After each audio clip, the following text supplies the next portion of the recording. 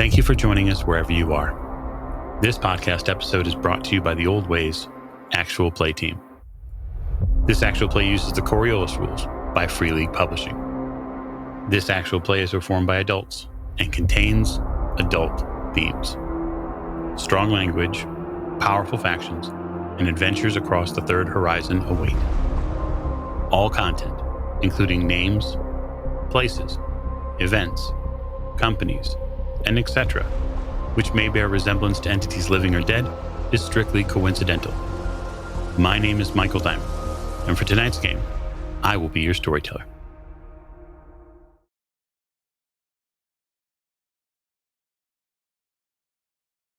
Thank you for joining us again on another episode of the Old Ways podcast. I am your storyteller this evening, Michael Diamond. My pronouns are he, him, and we are back with Children of the Periphery and a long way down, as some of you might remember from our last episode. But before we get to that, we'd like to thank you, the listener, and especially you, the Patreon supporter. You can support us over on Patreon at patreon.com/theoldwayspodcast. Join over 1,000 subscribers on our YouTube channel and check out what we have to offer there as well. Now, we're going to begin with introductions to my right. This is Morgan, and I play Captain Amara Kasra. Our pronouns are she, her, and we are locked in a facility and going even deeper. We must go deeper. Next to Captain Kasra. Hi, this is Ali, and I play Kainat Gala. Our pronouns are she, her. And let me tell you, we're on a falling elevator. I fell over myself, and I cannot be more excited about it. Absolutely. And at the end of the table. Hi, I'm John. I'll be playing Fida, the ship's mechanic. We both use the he, him pronoun. I got nothing to worry about. This thing's going really fast, though, by the way. What's inertia? It'll figure itself up. I'm perfectly sure of that. Next to Fida. Hi, this is Rena. I play Tamarisk Anvari. Our pronouns are they, them. And I don't like falling into deep, dark spaces. Okay. Duly noted. It won't change anything, but I'll make a note of it here. And last, but most certainly not least. Hello there. I am Rosie of Odd Duck Dice, playing our pilot Icarus, and our pronouns are she, her, and it is my understanding that inertia eventually dies and ends, comes to a stop. Yeah, really like all forces within the universe, eventually it tails off, but more on that later. So when last we left the crew of the Periphery, they were descending. I think that's the kind way to say it. I wouldn't say falling, because I feel like when you use the word like falling, there's no control over it. And clearly someone or something is in control of this descent. The tube that you entered, which appears like some sort of elevator platform, drops. Your stomachs rise in your bodies, first slowly and then much faster as the speed increases. You can hear a whooshing sound, and for a moment, Fida, you're concerned that something is passing by you, and then you realize, no, that's us. We're making that noise. And that's really when the fear starts to set in. It's 100 meters, 150. We are going fast, and that's a problem. And so what I'd like from all of our characters, if they would, is to make me a strength and force roll. I have got 0 successes. I also have 0 successes. I have 1 success. I have 0. I also have 0. Oh boy, gang. So I think what I'll do is I'll ask, would anyone like to give me a darkness point and re-roll their failures? I sure would. Nope, still got 0. Oh, that's even worse. Remember what happened to Fida when I failed that pushed roll? Oh, I do. Anyone else? Nah, I'm just gonna stay a pancake. Yep, me too. Sure, why not? Ooh, that's 1 this time. Hey. So gravity has a very interesting part to play in all of this, really. And so does inertia. And the two mingle for a little while. in this wonderful, beautiful dance of physics. Eventually, though, like all dances, the song stops and the two partners must part ways. They do so in a very, very dramatic fashion. This drama plays out all over the inside of the elevator tube, and it does so by several of you careening around the inside and bouncing off one another, much like a game of marbles played by children. Each of you who had no successes, I am going to deal you 4 points of damage. Now, that damage can be resisted. That's the force of the attack. So you do have the ability at that point to test that damage down. Especially if those of you, I don't believe any of you are wearing armor right now, yes? No. I don't have any armor. No, there's a lot of head shaking. How do we reduce that damage?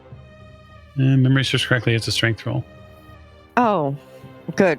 Because I had so much of that to start with. It went so well. Oh, I got a success. I got a success too. That is 1. Okay. So for those of you who failed, you take your 3 damage to 4 damage, except you, Captain Kazra, because you pushed your roll and failed. And so, because I love them so much, I'm going to roll a D66 here. These wonderful dice made me by a friend, who will remain nameless, of course, because it's not their fault what they've rolled. So the group, the 3 of you who failed, land fairly hard. You collide into one another several times. In this collision, this painful lesson in physics, many of you come out relatively unscathed. Captain Kazra, you are not as lucky. When you land into one of the hardest things inside this elevator, and that is Fida's forehead. When you do so, you feel on your left side several of your ribs crack, then through physics fall back onto the floor. So I'm going to deal you the critical injury of broken ribs. You are stunned for 1 turn, and from here on out until your ribs are fixed, you are down 2 dice to dexterity and melee combat, and you can effectively barely breathe without pain. If it's 2 dice, down 2 dice from dex and what? And melee combat. Well, I only got 1 in melee combat, so yeah. And then can I still take... So I guess for the damage part... You still reduce your damage. I can still... So I still only take the 3 damage, right? Yep. And I have the injury of broken ribs. Yep. And I'm going to tell you that it will take 7 hours to heal under a metacurge. So you need like a lab and an actual doctor and that sort of thing. Right now, you're sort of lack both. But the elevator stops. I'm gripping my side and hunched over. You all right, Captain? I think some of my ribs are broken. It'll be fine. I've got a med pack here, Captain. I can have a quick look. Please. He's like, if nothing else, I've got painkillers. So, big thumb up. Yeah, so Mike, I'd like to give you a Metacurgy roll. I would be happy if you gave me a Metacurgy roll. Oh, excellent. Let's see here. You got a med kit, yeah? Yep. So that is a +2 dice. Oh, nice. I took it from the ship last episode because, I was worried about something bad happening. I'm glad that I finally remembered to bring something along on an adventure. Oh, Captain, I'm very sorry. You know what? No, this isn't worth Gambler's talent. No. Just what is it that you have to report there, Vida? Just 0 successes. So, if you don't mind, and I don't think that you will, I'm going to play a hand of fate in Fida's favor. No way. And I'm going to allow you to re-roll without handing over a darkness point. Oh, fate, you are so kind. Aha, 2 successes. Very good. So the captain will be able to be back on her feet shortly. So we'll say that your recovery time provided you don't incur any other injuries, is now about 3.5 hours. Your ribs feel a little bit better, and you're willing to continue to move on. You might feel itchy while the bone reknits, but don't worry about that too much. You can't scratch your ribs. And he's just looking you flat in the face as he's saying it. He's just like, there's nothing you can do about it, but it's going to itch like a motherfucker. Just, there's nothing you can do. Well, thank you, Vida. Still in quite a bit of pain, but I think we should keep moving. So the elevator doors open sort of on their own accord. And this is one of those elevator tubes where you would enter walking in and then exit walking out without turning around. So the door sort of opens on the opposite side. And the space there that it reveals is undeniably shocking. None of you are prepared for the gravity of this situation and the sheer emptiness of what you see. You probably plummeted about 200 meters beneath the surface, and there is nothing here. There is an enormous built-out inner, looks like a warehouse space. And when I say warehouse, meaning it's just a big empty box. There are some detail features along some of the walls, circles, squares. You're not terribly close, so you can't get a ton of distinctness out of each one, but it's empty. I think the thing that gets Vida the most is just the silence. Big, empty space. And he's also, he's a guy that grew up on a space station. Even in the nicest parts of Coriolis, there's always something. You don't have this empty space. So he's just kind of learning that he's got agoraphobia, I guess. Is there any doors or anything in this large, empty space? Nope. Vida takes out the flashlight that he has, and he's just kind of shining it around. Is it strong enough to reach the walls and the ceiling? Oh, after you step out of the elevators, absolutely.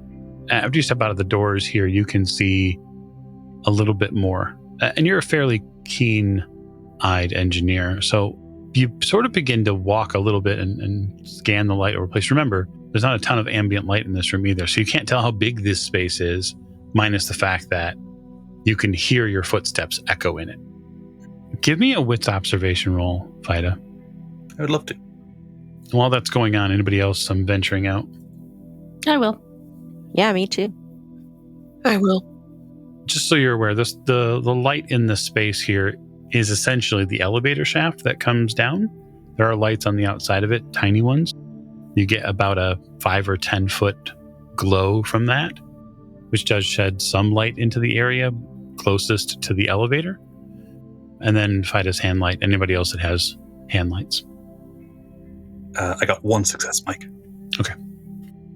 Icarus will eventually step out of the elevator to follow the rest of the crew, but she's not used to being underground or completely away from the sky. On Kua, she grew up under a thick canopy, and so actually seeing the sun and sky was something that you were able to afford with a certain amount of money, but it's there. This is completely different, and she hates it. So it takes a minute, but she does eventually step out. So with 1 success, John, Vida finds a couple of things really interesting. There are marks in the walls. They're actually small indents, maybe about 2 or 3 inches deep, and they make these rectangular patterns. You find them in the walls. As you step out further into the space, continuing your scan, you see that there are some of the same type of markings in the floor as well. Yeah, he's kind of trying to puzzle stuff out. Would he be able to fit his fingers in? Is the gap between the indents big enough for a human hand to conceivably fill all 4 and then have a spare? Sure, you want to stick your fingers in it? Yeah. Okay. I'm a builder. It's great.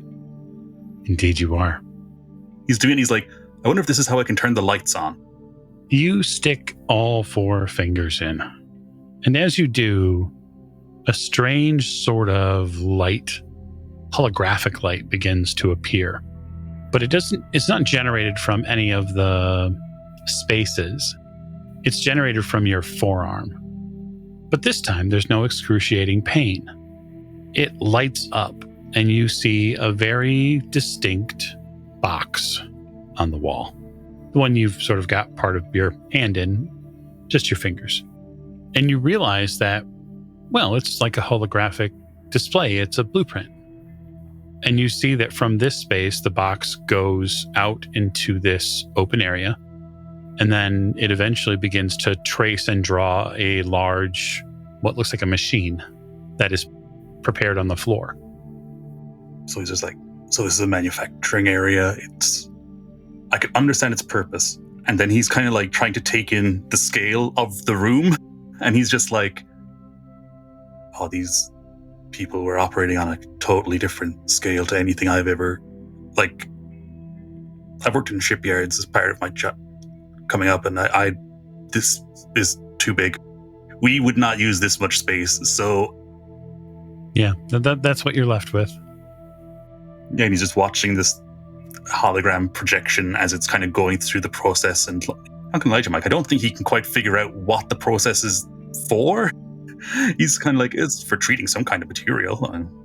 No, I mean, you're intelligent enough as a mechanic to know that sort of one of the first thoughts you probably have is, oh, if this is some sort of production facility, given the space allotted for production here, even if you knew what this one single machine did, you wouldn't know what was being built. You'd know one little tiny portion of the assembly line. And he's kind of like this machine that's being, even in just a display that's being gone through, is just like a black box to him. He has no idea what it's doing or how it's doing it, but he knows that something has changed on the other side. Mm-hmm. He doesn't like not knowing what this alien technology is and how it's working, and is trying not to think about the fact that he can interface with it. Fair enough. What's everybody else up to? I'm watching what Fida is doing, and in my head, I'm thinking about how just not human Fida might be, especially if he can interact with the, like you said, interface with this technology. While I have 1,000 questions to ask him, I'm sure he's probably feeling overwhelmed, and I don't want to add to that. I tuck away those thoughts for a later conversation on the privacy of the ship if we ever make it out of here. And so I'll walk over to Fida and say, what do you think? As I gesture to the whole, just all of it. And he's just like, this is so far beyond me, Captain. I really cannot wrap my head around.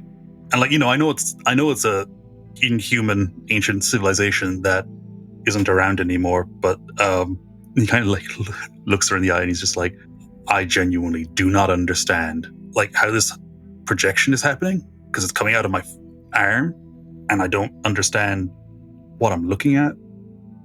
This space is huge. I was trying to find out if this was a light switch. So for clarification, is there something being built right now, or is it just projecting the process? Just projecting the process, right? Yeah, there's nothing being built currently. This is like a holographic projection. Help me, Obi-Wan Kenobi, you're my only hope. All right, so what do you think next steps are? I'm kind of at a loss as to there's no doors or anything in here, so. Takes the hand out of the socket and he kind of rubs the back of his head. He's just like, I mean, look, we might as well get measurements on this room, and do you know what's kind of weird? There's no like sign of anybody. Aside from that water tap upstairs. Aside from that one thing, there's no sign of. So maybe they fled? But normally if you flee, you leave stuff behind. There's waste, there's wrappers, there's containers. They left a functioning Medicaid unit of some kind with a nervous system in it, and there's nothing that I would expect to find from a person. Does that make sense? No, I do find it kind of odd that there were living quarters and mess hall, and there's no signs of that anything human or otherwise, lived here. So just out of curiosity, what happens if I stick my arm or my hand in the socket? I don't know. Are you going to stick your hand in it? Yep, I'm sure am. Yeah. So you stick your fingers in the adjacent sort of lines that are here, and nothing happens. I was just checking. I take it out. I assume my parents were here at some point because they came here to.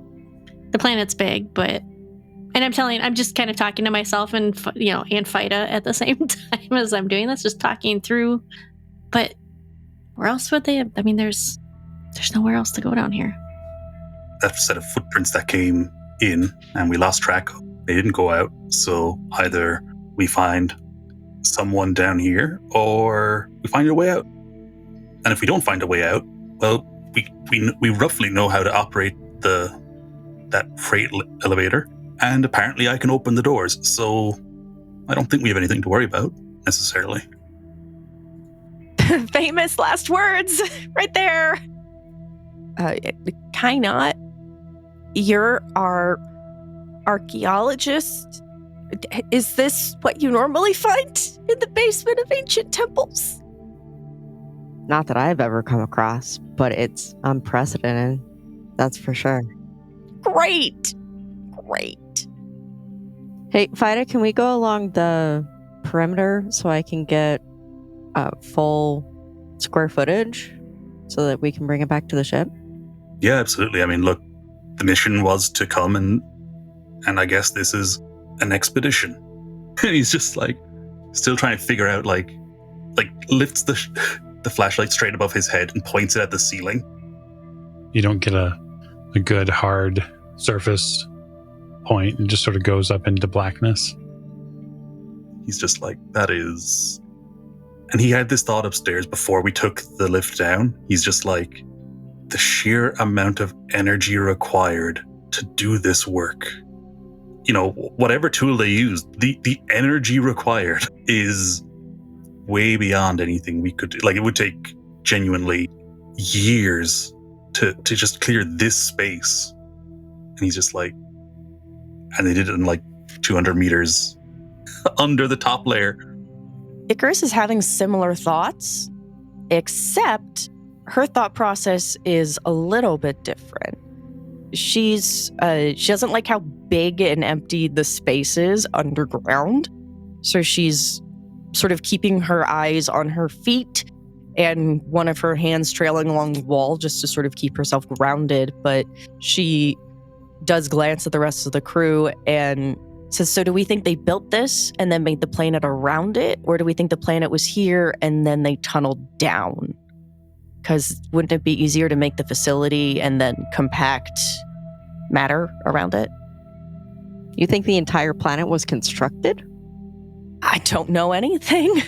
I don't really think a whole lot. I'm trying not to think a whole lot about it, but it would make sense if they built the freaking gates that they could do that. We still don't know that they built the gates, but it's possible they did build the planet, considering how big this space is. And like offhanded, I'll be commenting offhandedly while I'm like, kind of just walking around the perimeter.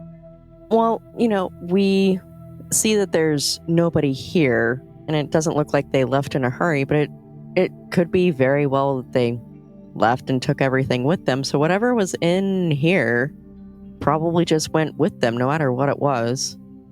If it was the portal builders, then guess what? They did a really good job building the portals to get them off of this planet wherever they needed to go.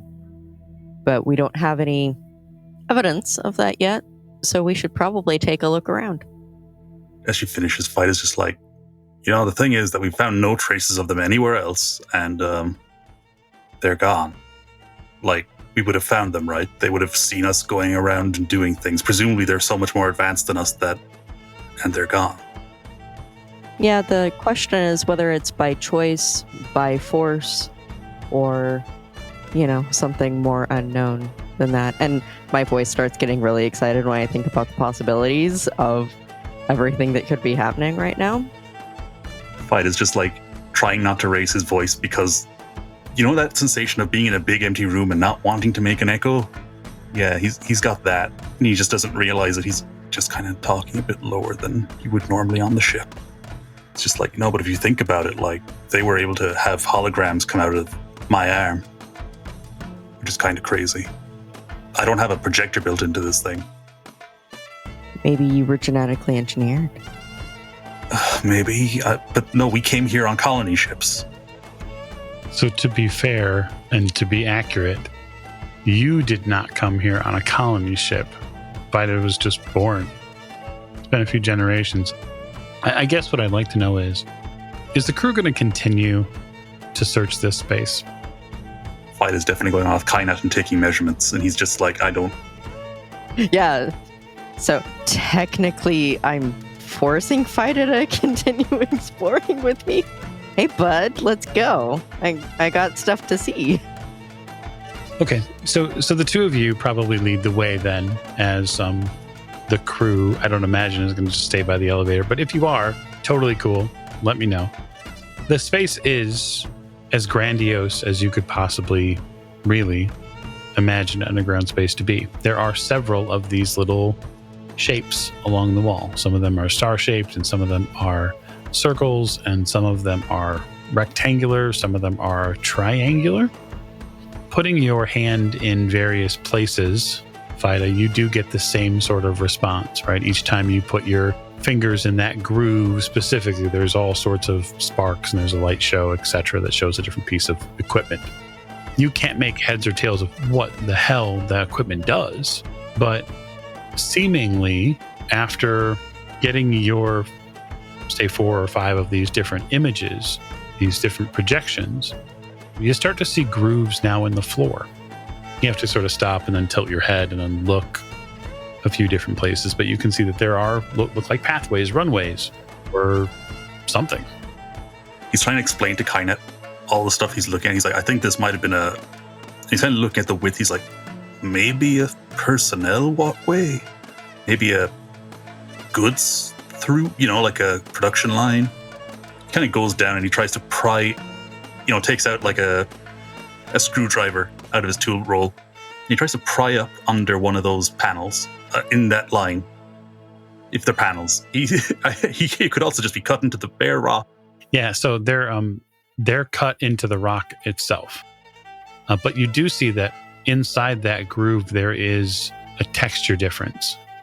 Like there was a groove cut here, and something has been placed into it, almost like a trim piece has been placed into there. There's some sort of addition that's been made. It's not just flat stone cut and then suddenly wondrous magic comes out of it. He's kind of looking at, he's like, I think they might have had some kind of rail system, something like that, and they stripped this place bare when they left. Which tracks with having taken basically everything else with them. I don't think that's strange. I think it would be stranger if it stayed. They're very different to people. People would have left the rails in the floor, unless they had a shortage of materials. Well, we don't know how old this place is. It could have very well been a shortage of materials. And then why is stuff upstairs? Maybe it was the least important of the things they needed. Big old energy crystal that feeds the staff? Some kind of AI? Maybe the crystal's naturally formed, and that's why, maybe that's what they built the entire facility around. And that might be what's powering the rest of everything. Because we didn't really get a whole lot of super response until you went and, got zapped by the crystal the first time. Shakes his head. He's like, no, remember I moved the statue. And that opened the windows, and then the other one closed the doors. All right, you did close the doors. That's the only thing that I'm focused on. I totally forgot about the windows because I was so enraptured with all of the statues on the floor that my brain did not register the windows the first time through. So, Vida, you're inspecting this rail system on the ground? Yeah, that's the only thing I can think that could have been. That he's like, maybe it's got a different texture so that it could take something. Fantastic. Make me an empathy mystic powers roll. Oh boy. 2 success. So When you place your fingers near this groove, you get an immediate illumination response, not just from this spot, from an entire pathway of walkways that line this place. It does two things for you. One, it fills you with a beautiful sense of wonder as what are in effect like streets that serve to interconnect all of these spaces, probably when this machining equipment was still available. Two, it fills you with absolute dread at the sheer size of the location, because it takes you at least a couple of breaths before you get a clear understanding that they're not going to stop illuminating. Yeah, that light in the distance just keeps going. Yes. His chest tightens, and he's just like, they're so much ahead of us. Like, he turns to Kaya and he just kind of gestures at the area, and he's like, do you see how they laid all this out and how well it's planned and how there's clearly some kind of flow to this? There's a direction. But also, oh God, how does it keep going? Like, structurally, this place, I don't understand. I'm not an architect, but oh God. I mean, I'm not an architect either, but when you look at older civilizations in general, they did some wondrous things without, necessarily a lot. This is a lot more than I've seen, though. And does essentially what would be this production line storyteller essentially go far enough that we can't really see the far wall? No, it does actually go far enough for you to see the far wall. And so by Icarus's imaging, we'll just give it to her because she has literal cyberware that would give her a rangefinder. It's probably a good 100 meters. She relays that very hesitantly, sort of towards the back of the brute group, or by Tamarisk, wherever Tamarisk is in the cluster or lineup or straggle. However, we're moving. Tamarisk is staying with Icarus because Icarus is visibly anxious and nervous, and Tamarisk is trying to be a calming presence even though they're feeling extremely anxious. All right. Why don't the group give me a wits observation roll? Oh, happily so. Now that there is much more light in the area. Yep, I received a 1 success. 4 successes for me. No successes for Fida. 2 for me. 2 for Icarus. I love that Fida's turning all the shit on and didn't see it. He's lost in the sauce, so to speak. He's become a magical key, and he's trying to deal with all that. Okay, so normal successes first. 1 would be there is something on the far end of the room, and it looks like it is sort of a centralized point which your eyes go to. There's a shape on the wall. The room is not completely rectangular. There's something at the far end of the room that exists, a structure, something. Unfortunately for you, Kainat, given that it's a critical success, I will let you know that in this case, to use a phrase from perhaps a First Horizon, all roads here seem to lead to Rome. And that is all of the interconnected, illuminated spaces that FIDA has managed to start up do seem to lead to this one space. Everything goes that way. We should go down there. I don't know what's down there, but we should go down there. Everything's pointing down there. And I'm kind of like scooting up, getting ready to walk down the hallway, ready to, be vetoed and outvoted and have everyone basically say, no, let's go back up the elevator. This place fucking creepy. I'd follow behind. I'm still in pain slightly, so I'm kind of like the straggler that you'll leave behind when something happens when we get there. Okay. The group continues. FIDA, the group moves sort of on without you a little bit, a few steps, and you sort of get the idea, oh, it's going this way. Okay, got it. Yeah, he's kind of still lost in the just, trying to figure out what the process flow almost is. He's like, is it does all the material enter through the one place? Where does the material go? And he looks up and he's like, maybe there was more up above that. Also, I just realized this place is the size of a cathedral. Yes. Yes, it is. A very fitting descriptor for this place. Anyway, you continue along the various pathways. And most of you who have managed to go your lives without, say, setting foot inside of a place that has any sort of manufacturing don't feel this as much as, say, maybe FIDA does. And the fact that you can feel what this place must be like, or must have been like, when it was actually at production. The sheer number of machines that were probably running in this place are in the thousands. And it makes you wonder what they were building. That's the biggest question, right? You have an enormous underground production facility. Why? What was built here? Who decided what was built here? Why did they build it? It's an ancient reservoir, really, of technology.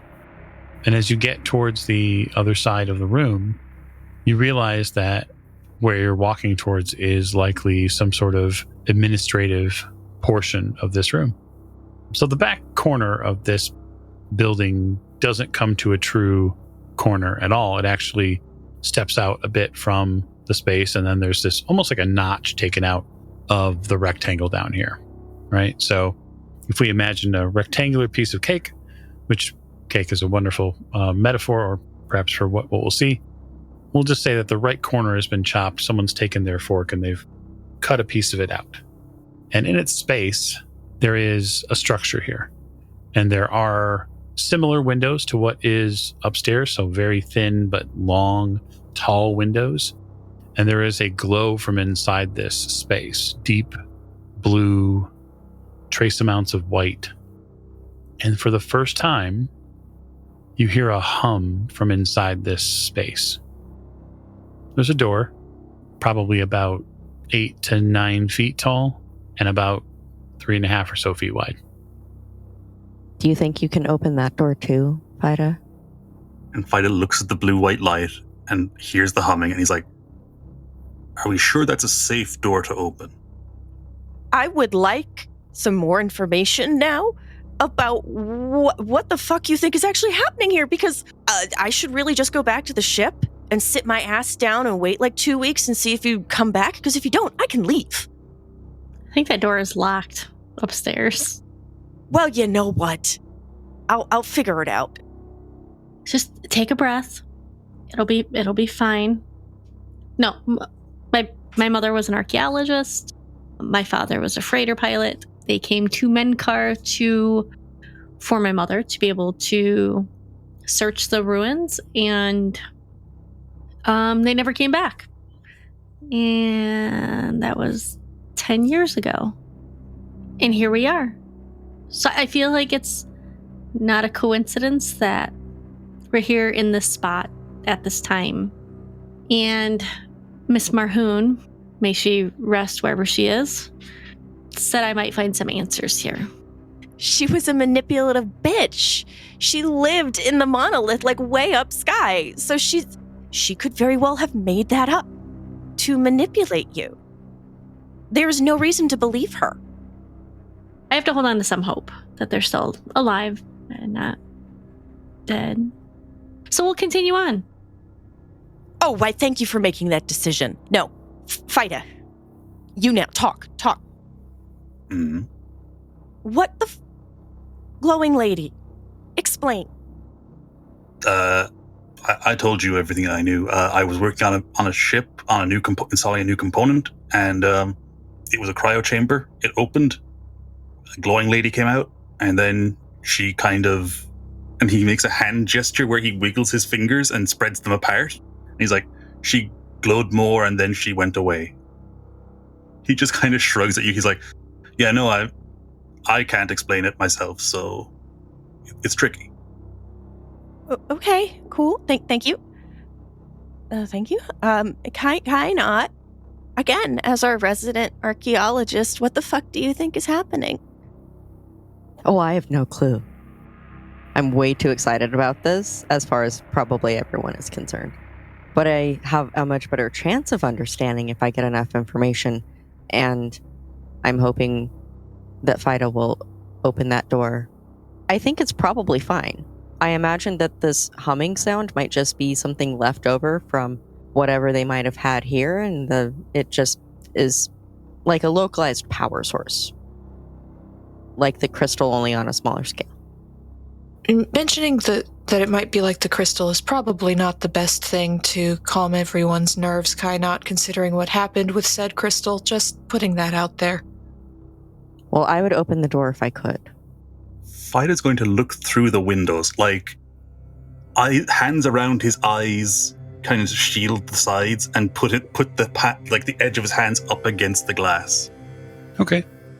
Yeah, you cup your hands on the side of your head, that massive dome, and look in, and there's definitely something in there. It looks like there's maybe shelves of some sort, freestanding shelves in the middle of the room, and there's something towards the back of the room. It's large. It doesn't appear to be moving. It's tall. It's maybe 8 or 9 feet tall. Wide. Oh, you mean at the height of the door? Yeah. He's like, it looks like a storage room. Doesn't look like it's radioactive. Honestly, Fidus thought had been power source. Something nuclear, yeah, probably not great. The only thing he can think of that would still be working indeterminate number of centuries later. He's just going to be like, all right, I'm going to try the door. If anything goes wrong, I'm going to close. There is something big in there, and I don't know what it is. I can't quite make it out. So he's just going to go over, pull out the handle. And I'm going to be standing like right in front of it to see what might be inside. I'm the first one. I want to know. Cranks 45 degrees, pushes it back in. Yeah, you accelerate the handle after there's a bit of, well, we won't say a spark, but the handle lights up when you grab it, and it turns, and then you move it into place and then reset it back in the door. And the door moves to the right and slides as if it's like a pocket door. That requires like a little cavity for it to go into. Mm-hmm. So much for closing that door. So in front of you, there is a beautiful change of contrasts in this room. The floor here is white tile, large white tiles. Over the floor, over the walls, which is a pretty amazing contrast from the dark stone that you've been walking around inside of. There are 7 distinct bookshelves, and I say bookshelves because there are books on them in this space. And then set back beyond that, toward where that point of the triangle would be in the room that I talked about earlier, there is a large figure. There is a thing standing at the back of this room. It's humanoid shaped. Its back is turned to you. I'm going to take a couple steps inside. You take a couple of steps inside. Very, very carefully. The figure turns without any sort of verbal prompting. It turns, and you are struck by something that is wholly not human. So the creature's face is a mixture of blue and green sort of mottled skin. The closest thing that you would equate it to would be reptilian or amphibian, perhaps. It does have 2 front set eyes. It has a very wide head. It has a set of nostrils, which are sort of pressed a bit into its skull. So it's not as pronounced as, say, a human nose would be. It has big lips, and it has a fairly what looks like dense face. Some of the things which are immediately noticeable: wide head. There are 2 back set, so the back of the skull set horns that come out. They're probably 6 to maybe 8 inches long. The toughest part for you in all of this to handle is the wide eyes that are black and then rimmed in gold. And it wears some sort of mantle around its shoulders and neck. It has 2 very powerful arms, you can tell from the biceps. And what I'm going to ask is that everybody here, you make me an empathy roll. There's no skill for this. John, you won't have to make this roll because you're protected. Sick. Yeah, Can I fail my roll? you can. Now, you could call upon the icons for assistance in rerolling. You did prepare before you went out on the ship. It's true. So I call out to the icons and ask them to guide me in encountering this new civilization and pray that we don't become its next science experiments. Oh, okay. And they know where my parents are. I need new dice. I failed again. Okay. I'm going to spend a hand of fate for Captain Kazra and prevent her from falling into a catatonic state. Next. I got a whole 1 success. Okay. You do not fall into a catatonic state, but you are, in effect, paralyzed by what you are seeing because it has broken your mind and your reality. Shame. Yeah. Fighter, you're good. I also got 1 success. Yeah. Very much in the same similar boat. You're essentially stunned in awe of what you are seeing. Icarus? Also 1. Okay.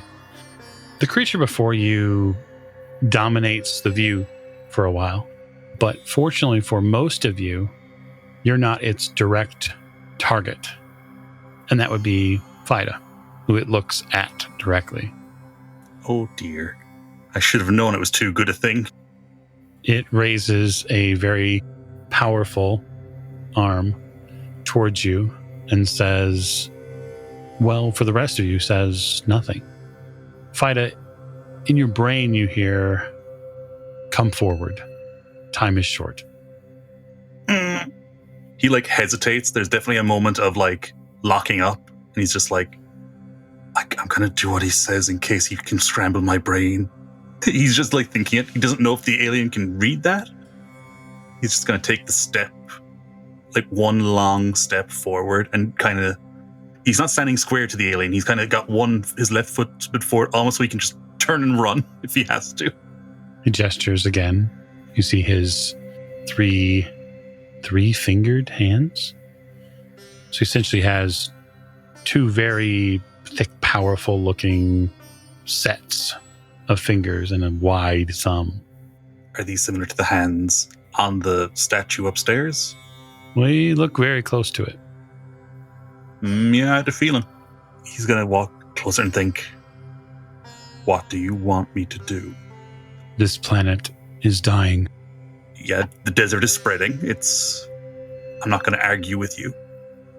We must retrieve the information that is here.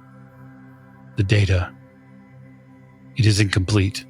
I don't think Fight is actually going to be competent enough in telepathy to think without talking out loud, like a small kid reading. I don't know how to help you. I just got here. It's my first day. When you get close enough, Fida, something happens that you're not prepared for. We'll just add it to the list.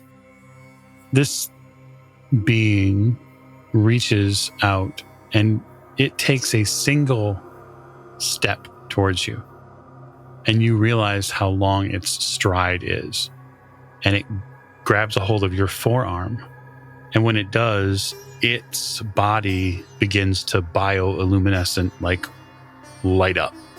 And of course, that makes its eyes and all of its accoutrement light up as well. And it is likely very scary in the moment. 8 or 9 foot tall dude grabbing your arm and starting to glow. Yeah, pretty scary. There is no time. Don't hurt my crew. It genuinely looks befuddled. He's just panicking. He's I'll help you, but as long as it doesn't hurt my crew. We will give them a way to escape. promising. All right. So the rest of you begin to snap out of the catatonia now that it looks like some of you might feel that this thing grabbing Fida is a panic reaction for you. So feel free to play all that out. But it does get hold of you, Fida, and does turn you back towards what it was looking at. Behind it, you can see now that you're sort of, it's a bit out of the way, and you can see what it's looking at. There was screens. There are readouts. Oh, neat. He's like looking at it. He's trying to take it all in. Tell me what you need me to do. Break it down. Make it step by step. Leave nothing out because I don't know. I've never done this before. Is he saying all that out loud? Oh, yeah, totally. Yeah, he is. But this being does not appear to be speaking. Yeah, Fida's just been looking up at him and talking to him. Whoa, what are you helping him? Who is this? That's actually a good question, Captain. My commander wants to know your name, sir. It turns to you and then turns back to the crew. You may call me Zulise. They say their name is Zulise, Captain.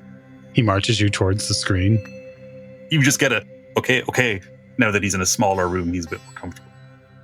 He's like, he says the planet is dying and he wants me to help him. Well, aren't all planets dying? I feel like it's a more philosophical question in the moment, Captain. Might be better to stick to practicalities. We're going to help a random... I know that you wanted it to be your parents, but it's not. It's this lovely individual. And yes, I vote that we help them because you know what? Why the fuck not? We're here. There's a library. We were sent to gather information. I give up. Captain, it says they say that they will set up an escape route for us, so I think it's worth. Then yes, that's the important part. Do that. Do whatever they want you to do. I've just been like following behind Fida. Like, maybe I can do whatever. Oh, look. That's not expected. I'm going to watch that for a while. So the alien in the room, not the elephant, but the alien in the room is definitely something that keeps everyone's attention. There's no way to not try to process what's happening. But there are other things in the room. So as mentioned, there are actual bookshelves in here that have actual books on them, which is amazing in its own right. The titles are not in Basic or any type of language that you're directly familiar with. They would likely take long amounts of research to determine on what they say based on the fact that you have no linguistic basics for it. But that said, John, you get placed in front of this view screen, and your arms get pressed against, sort of hands get pressed against the wall nearby. And there are these twin circles that light up, one around your left hand, one around your right hand. And you feel a third sort of neutral presence. You can feel the alien's presence inside your mind. That is exceedingly uncomfortable. You feel the weight of a second consciousness, which is concerning.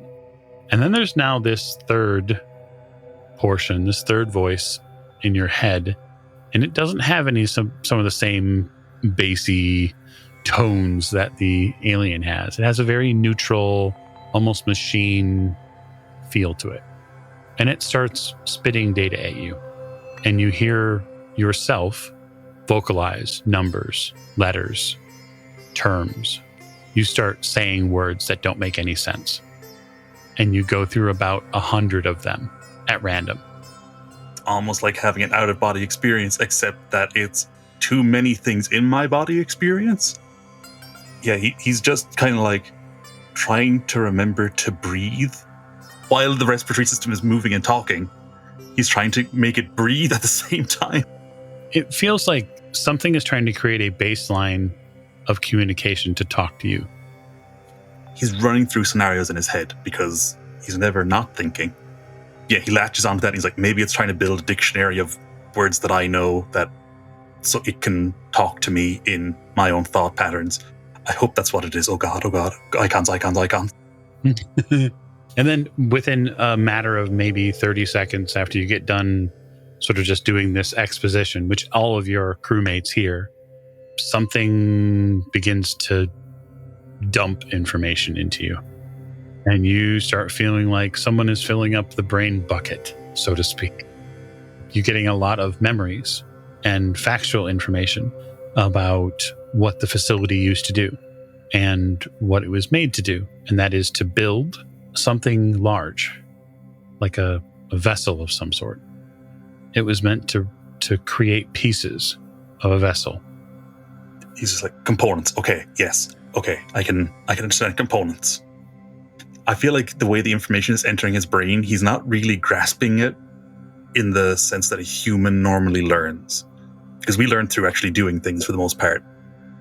He's letting all this information spew out of his mouth just to try and give a vent.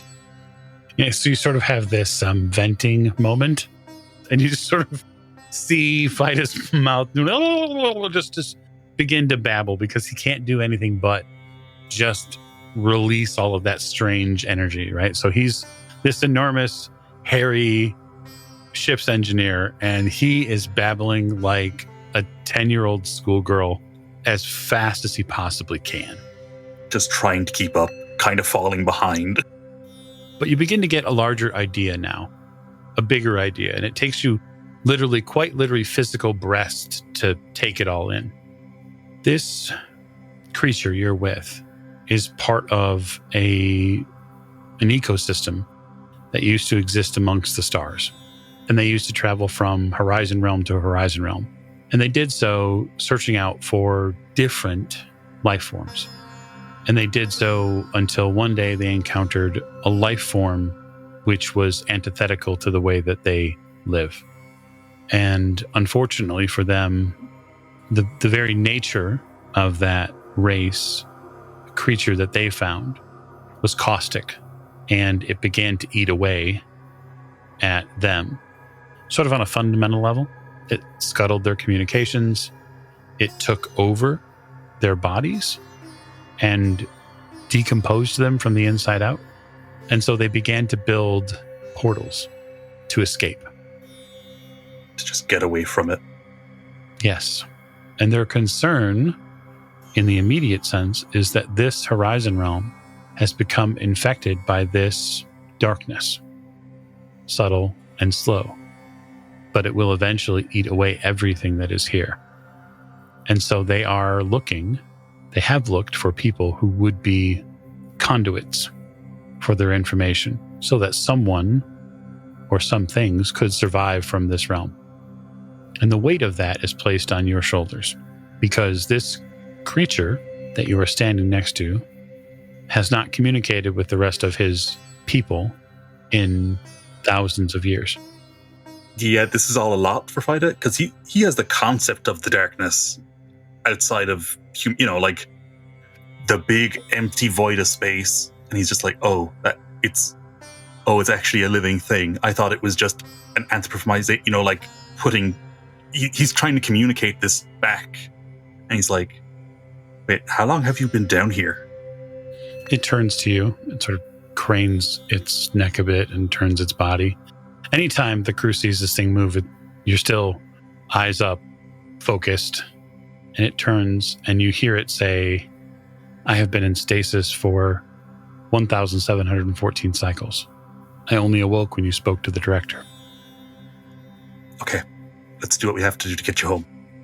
I understand some of it. I don't know it in the way that we usually know things. I understand some of what you want me to do. There is a ship nearby. A vessel. You want me to finish it? It turns back to you. Like it seems to say that and then turn back to you.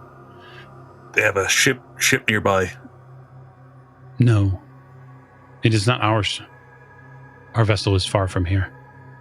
Fida tries to summon the picture of the periphery in his head as he was walking away from it with Rakam walking back up the ramp. You almost get the feeling like this thing has a comedic response to you doing that. And yeah, this is probably like a child of his species trying to summon a picture and explain something. That is not my concern. He takes your image in your own mind and he uplifts it. You zoom all the way out. And this is sort of the gut-wrenching part for you, where you zoom all the way out and you see orbit around Menkar. And you see an enormous battle cruiser arriving into orbit. Oh, that's big. That's a lot of firepower. He's just like, Captain, there's a battle cruiser in orbit. It's just arrived. Well, then we best be on our way and hurry up. He just turns back and he's like, okay, guide me. What do you need? What more do you need me to do for you? There is nothing else required. He turns to the group of you, and it's impossible to sort of not be skittish around something that's 9 or 10 feet tall. He intones audibly to the rest of you, take our knowledge. And he puts his hand on Fida's shoulder. It will guide a path. Do we hear him say that? Or them say that? Yeah, it's audible. Like in Basic? In a language which you can understand. Oh, okay. You hear Basic. Whether it is Basic is hard to say. Well, I just slowly reach over to the bookshelf and grab a couple books. If you don't mind. But I put it in my bag that I brought. I want to take it back to the ship and have Rakam scan it. The alien doesn't seem to object. I'm going to grab some more books and put them in my own backpack. Yeah, you can certainly collect the books, or some of them. I would just mind all of you that the books are, maybe, I don't know, half meter by half meter or so. They're pretty thick, and they're probably anywhere between 600 to 800 pages a piece. So it's not like you're going to empty every shelf in here. You can pick one or two, certainly, but after that, you're going to be encumbered. Fida's just kind of like, wait. What about you? Me? Are you going to... How will you escape? I will not. Look around you. He sort of gestures with that 3-fingered hand out the windows.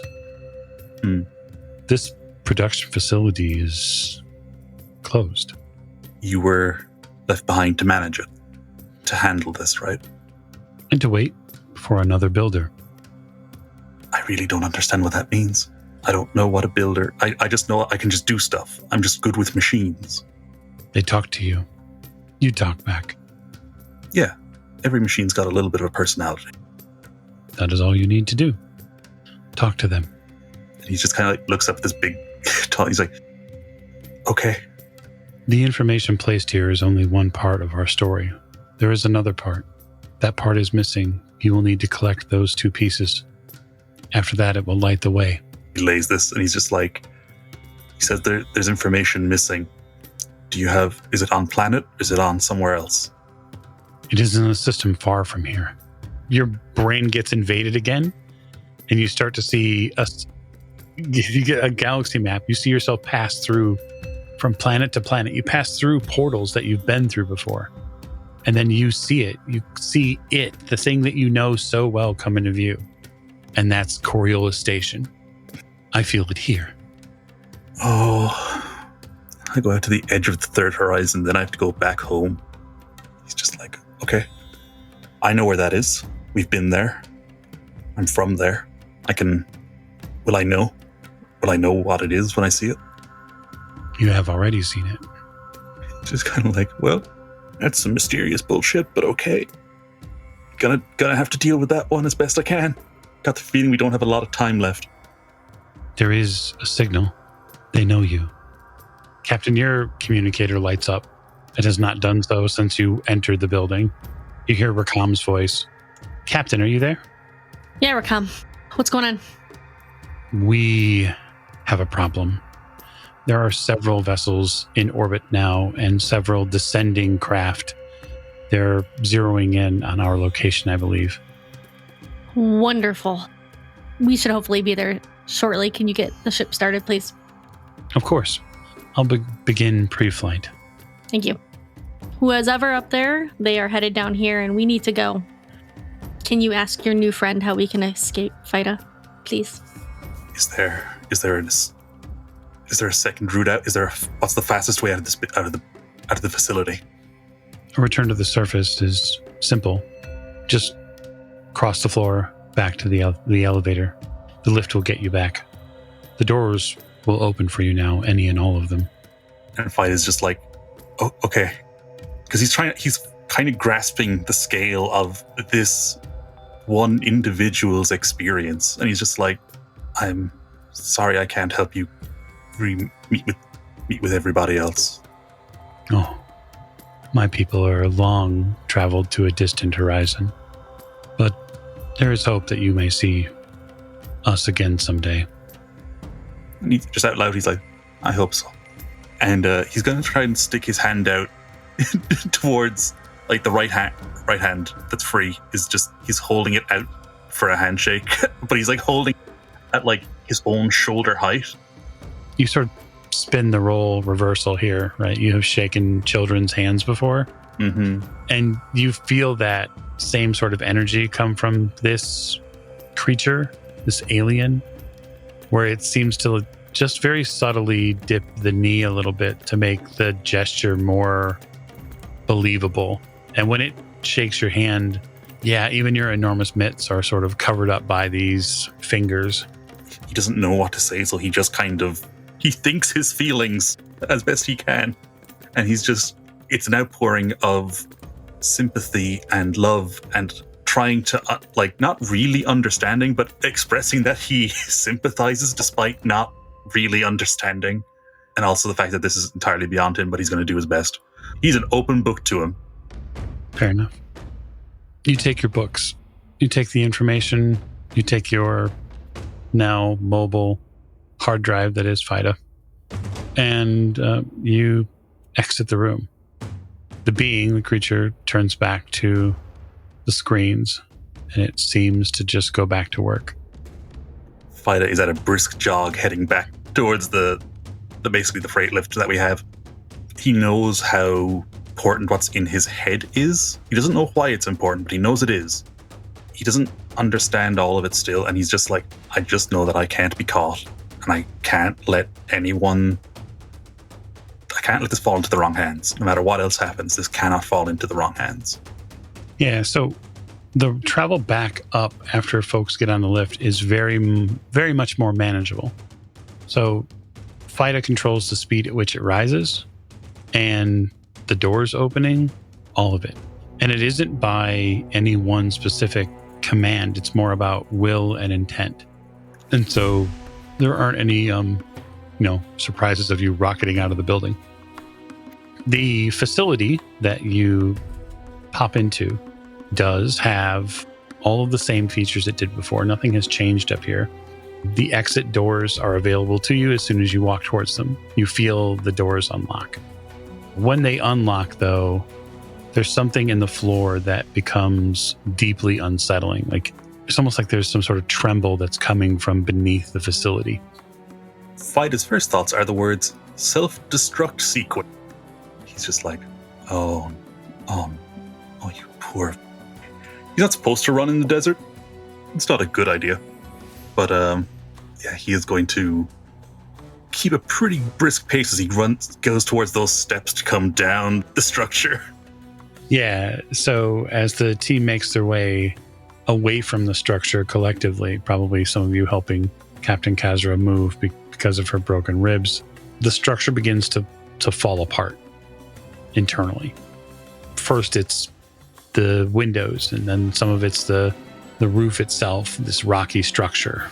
And then the outer fascia crumples, but no one's paying attention to it. No one's sitting there staring and watching it go, right? The crew is likely very, very much focused at getting back to the ship, which doesn't take terribly long. You begin getting positional updates from Rakam on your communicators. There are at least 5 vessels that are breaking atmosphere soon to this specific location, doing the trajectory. And unfortunately, Rakam can report that it's fairly clear that the ship that's overhead is a consortium vessel. You get back aboard the Periphery. It is ready to move. FIDA just runs straight to engineering. He's just down in there, and he is trying to get the power generation to maximum. He does not want us to have any need that goes unmet. He is ready for just producing as much power as possible and sending it where it's needed. Yeah, absolutely. The crew takes their positions. Get a message up on the bridge, just Fida's just like, engineering ready for takeoff whenever you're ready. Yeah, Icarus does not wait for word from anyone else. She would normally wait for the captain to give permission, but as soon as she gets the go-ahead from Fida, everything's online. She kicks it off, and hopefully they don't need to use any of those weapons that they apparently have. Because she does not want to engage the cruiser, she just wants to get out of here. You engage the engines and begin to fly out of the atmosphere. In doing so, you are going to encounter several vessels which are in your way. What I'd like from our pilot is a piloting roll to see how well Icarus positions the ship and how well she can get out. 3 successes. Okay. You begin your arc, a long one, that begins effectively as sort of a turn, tail, and run, because your belief is that the Periphery is fast enough to outrun some of these vessels, especially with you at the helm. And you begin diving through rock formations, archways, and ancient remnants of temples. All the while, these vessels are in pursuit. Wait.